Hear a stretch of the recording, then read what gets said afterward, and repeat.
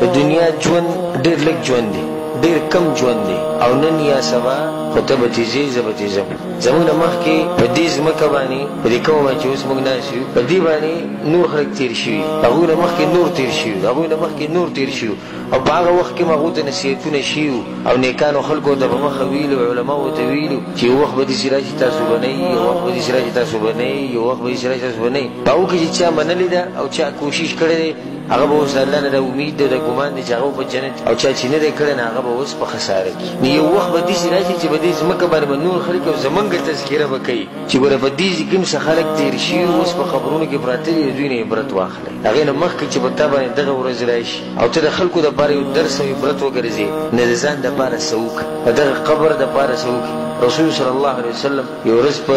جنازې له تلو او د قبر په خوا کې په ژړا شو او صحابو ته یې وی یا اخوانی لمثل هذا، ای زمارونو د دې ځای دپاره تیاری وکئ، د دې ځای دپاره تیاری وکئ. رسول صلی الله علیه وسلم څومره اوچت انسان دی،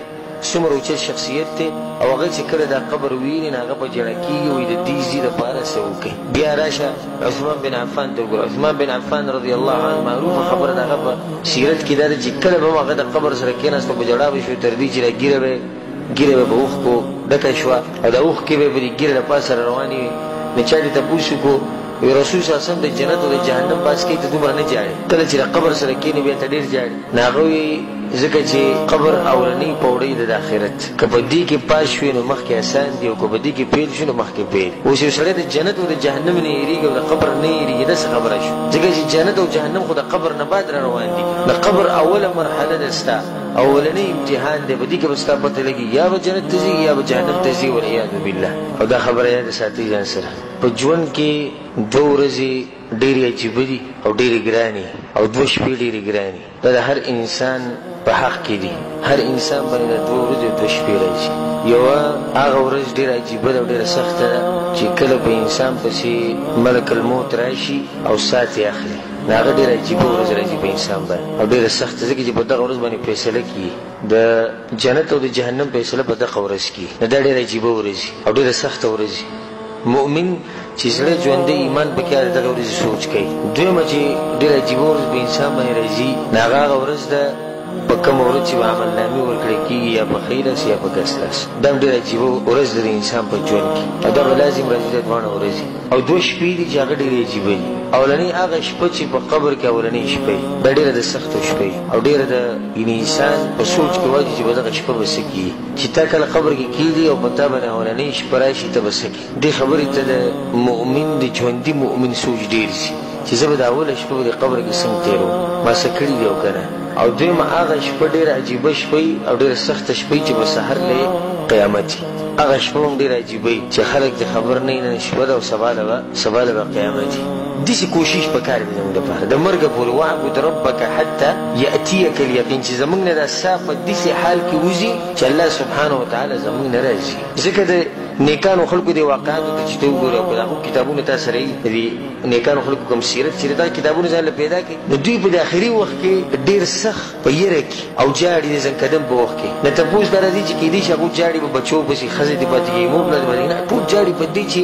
مخکې به څه کېږي، هغه نیکان خلک دي. او ما ورته چې د کوم وخت نه بالغان شوي د اوسه پورې موږ په یو ګناه باندې بریک نه لري، هر قسمه نافرماني موږ د الله سبحانه وتعالی کوو، په دنیا کې مشغول یو او داسې مطمئن یو لکه بلکل موږ چې 100% جنتیان. په دې سلفو کې د ځینو کسانو دا نقل دی چې کله د هغو عمر زیاتېدو نو عبادت به یې زیاته و، حالانکه کېږي داسې چې عمر زیاتېږي نو عبادت څه کېږي کمیږي، ځکه چې انسان کمزوری کېږي. اوس بوډا شو مخکې ځوان نه، هغو چې به څومره ژوند زیاتېدو عبادت به یې زیاتېدو. نو چا دې تپوس وکړو چې ته ولې اوس ځان دومره ستړی کوې او اوس ته ښه کوشش شروع کړو، مخکې به یې دومره تهجد کول اوس دومره کوې، مخکې به یې روجې دومره نیو اوس دومره نیسې، مخکې به یې درسونه دومره کول اوس دومره کوې. هغو به ورته دا خبره کوله چې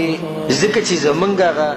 ځای را نږدې کېږي په کوم ځای کې باندې چې یو فیصله کېږي، یا د جنت او د جهنم هغه ځای موږ ته ورو را نږدې کېږي. همیشه چې کله د اسونو مقابله یا د اوښانو مقابله وي، نو په دې کې کوم چې هوښیار اسي یا هوښیار اوښي، نو هغه څه چل کوي، هغه به د اخره کې ډېر سخت زور ورکړي. اخره کې هغه دومره زور ورکړي چې دغه نور چې کوم پس شوي اوله کې ګرم بیا پس شو، نه د هغو نه دی مخکې شي او دغه پټې نه ور واوړي کوم چې کم باندې چې فیصله کېږي چې چا ګټلې او چا نه ده ګټلې دغه شان مؤمني یو ورځ به داسې راځي چې ته به دې دنیا کې نه یې ته به دې دنیا کې نه یې خو بیا تا ته به میلاویږي هغه څه چې تا په دې دنیا کې کړي دي نو وایي که ما کړي دي چې کړي دي نه بیا ته هېڅ نه میلاوي ښه کوشش وکړه ځکه مشهوره خبره ده چې څه دې په دې دنیا کې وکړو هغه به ته میلاویږي چې څنګه دې وکړو هغه شان به ته میلاویږي او څه چې کري هغه به ریبې نور هېڅ تا ته نه میلاوي دا سوچ به نه کوې چې د بل چا عمل به ما ته رارسي كل نفس بما كسبت رهينة وأن ليس للإنسان إلا ما سعى انسان ته بل قیامت ورځ هغه څه میلاویږي چې ده به کوشش کړی بل چا خو ته نه میلاوي او همیشه ځان ته قبر قیامت مرګ د همیشه مخې ته یاد ساته او کله چې تا دا مخې ته ساتل ستا زړه به نرم وي رسول صلی الله علیه وسلم په حدیث کې څه وایي اکثروا من ذکر هادم اللذات هغه شی ډېر یادوئ چې د هغې د لاسه مزې ختمي قیل یا رسول الله وما هادم اللذات رسول صلی الله علیه وسلم چا ته پوښتنه یا رسول الله وي هغه شی کوم دا مزې چې ختموي چې موږ یادوئ مرګ یادوئ الموت مرګ ډېر یادوئ څومره چې ته مرګ یادې دومره به ستا زړه نرمي او ستا به یو هدف او ستا به یو کوشش او چې کله ستا د زړه د مرګ یره ووته کله چې ستا د زړه د مرګ یره ووته نو بیا ته بلکل چې دی هېڅ عمل هم نشي کولی دنیا چې ده دا خوږه ده او تکه شنه ده ځکه به سړی دوکه کېږي تکه شنه ده نو سړی وایي چې تکه شنه ده به ما له فایده راکړي او ډېره خوږه ده نو ځکه پکې انسان دوکه شي او د دې مثال داسې دی زه په مخه په درسونو کې دا خبره کوم که چا عقل وي ومن کان له قلب او القى السمع وهو شهید کله چې عقل او په دې خبره ښه پوهېږي د دنیا مثال د رنډۍ په شان دی چې د کم هلک سره یي د هغه هلک په زړه کې دی چې د جنۍ صرف په ما مینه خو چې کله چې دا هلک خپل ضرورت پوره کړي او لاړ شي نو بیا چې بل کم هلک راشي نو د هغه هم دا مطلب وي چې دا ښځه صرف په ما مینه دغه شان د دنیا کم سړی چې په دنیا میني او په دنیا پسې منډه وي د ده دغه سوچ او مطلب یې چې د دنیا صرف ما ته میلاویږي او زه به پکې همیشه یم په دې دوکه کې دی پروت او خبر نه دی چې د دنیا یې دوکه کوي ځکه چې د نه بعد نور خلک را روان دي دنیا به د هغوی سره هم دا دوکه کېده پاتې کېدی خو نه شي هغه سړی بیا په قبر کې پروت وي بیا د هغې نه بعد نور خلک راشي هغو له دنیا دوکه ورکوي نو دې مثال داسې دی لکه د رنډۍ او ځکه یو شعر دی فهغې کې عالم وایي ان لله عبادا فطنا طلقوا الدنیا وخافوا الفتنه د الله په بندګانو کې داسې بندګان دي چې فطنا هغه ډېر هوښیار دي او هوښیارتوب یې څه دی طلقوا الدنیا دنیا له طلاق ورکړی وخافوا الفتنه او د فتنو نه یېرېدلي نو څومره چې ستا زړه د دنیا سره لګي دومره به ته د قبر او د آخرت او د دې مسلو لرې کړي زموږ تا ته د زړه ته دا نصیحت دی د زړه نه زړه ته دا نصیحت دی چې خپله هغه ورځ رایاده کړه په کومه ورځ چې ملک الموت ستا سر ته ولاړي او تا نه به روح وباسي او په دغه ټیم کې به تا ته یا د جنت زیری کېږي او یا والعیاذ بالله د جهنم زیری کېږي درېیمه خبره پکې بله نشته